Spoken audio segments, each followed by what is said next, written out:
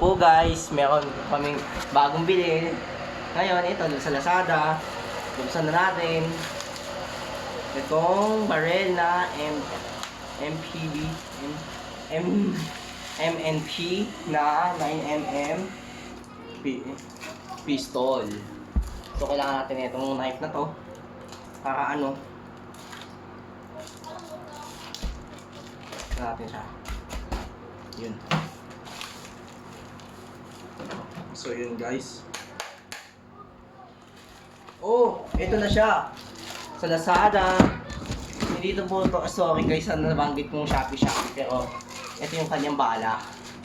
Pero hindi ito sa Shopee. Lazada to pala. Nagbayad na. Pero wala yata dito si Mami. Pero paparating na yata rin yun. Ito. Tsaka na natin isipin ito munang unit. Bubuksan natin itong bago nating unit na pistol. Uy! Ang ganda! Bago! Ang bigat niya. Bigat niya. Bago kong baril. Oh. Ang ganda niya guys. So plastic lang pala siya. Pero maganda na rin. Okay na rin to sa akin. Kahit plastic lang. Okay na to. MPB. MNP. Na spring type airsoft pistol. Full plastic. And then pwedeng kanyang buksan yung kanyang one. May safety unit siya. Maganda. So, kapag tinesting natin to, maganda talaga siya. High quality pa. Kanyang baril. So, maganda na rin to sa akin. So, naglalak din siya. Pero laktaw kasi yung Kasi di ko alam dito, ba't laktaw? Wala pa yung, kasi, di ba, ang pinakauna, Q1, tapos wala pa nga yung Q2, Q3, Q4, and then Q5 na. Grabe, laktaw ang gawa ng Q series na ganito. So yun guys, kung gusto nyo, ay wait lang, sorry guys. Oy, tigil kayo. Tigil. Nagpa-vlog ako. Sorry guys, kung mga bata nag-iingay eh. So itong unit pala is napakaganda niya, para siyang tunay na baril. Pero nakita ko rin yung mga gantong sa tunay na baril na MMP na 9mm pistol. Pero hindi siya Glock. Magkaiba ang Glock, magkaiba dito. Pero lang talaga parang military pistol talaga siya. Pag sa tingin mo, military pistol talaga siya. 'Di ba? Ang ganda pa talaga.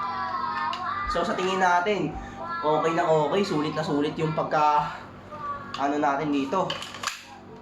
Pagka vlog sa unit na to. Pero maganda na rin to. So yung unit natin, ito yung kanyang bala. Pwede natin to. Pero may bala pa naman din kami dito eh. Pwede rin may mga bala dito. Dito sa baba. Yung mga hindi ko na nagagamit. So ito nga guys, ang aming unit sa Lazada.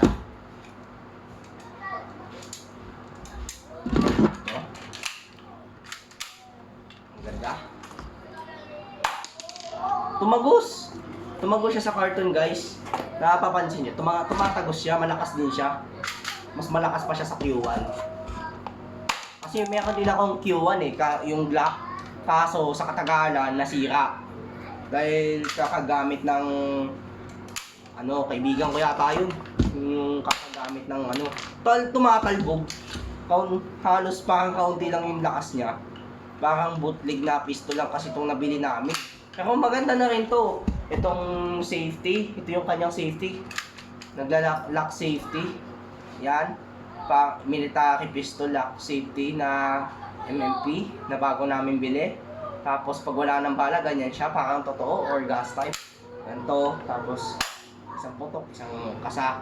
Ganyan lang. Tapos meron siyang pambintutan kung gusto niyo i-backlash. Kaya naman yan, kaso maging maingat ka lang. So, maganda na ito. Meron din kaming mga ipabahagi din sa inyong mga pellet gun na ganito. Ito yung pellet gun ko. Itong 1911 model. Ang kaso nga lang, parang siyang gas type pero kailan lang to sa akin, pero maganda rin to kung gusto niyo ng 1911, kung gusto niyo ng MMP na pistol, Okay din, sulit na sulit. Pero itong 1911 ko, dati itong silver tinto, silver. Ano ko lang yan, kinulayan ko lang ng pintura yan para lang na magmukhang totoong baril.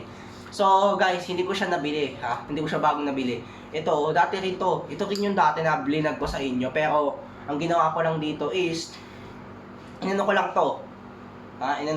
Pininturahan ko lang to ng color black paint, blinak paint ko lang to, pati yung dito, tas dito para magmukha siyang totoo ng baril. Pero some cases dito tayo sa unit natin nagpo-focus, hindi dito, pero pwede naman din, wala naman ding masama. So yun guys, kung magwa-vlog din kayo, isang beses lang. So may mga Armalite din ako dito, hindi ko naman pwedeng ipakita sa inyo basta-basta.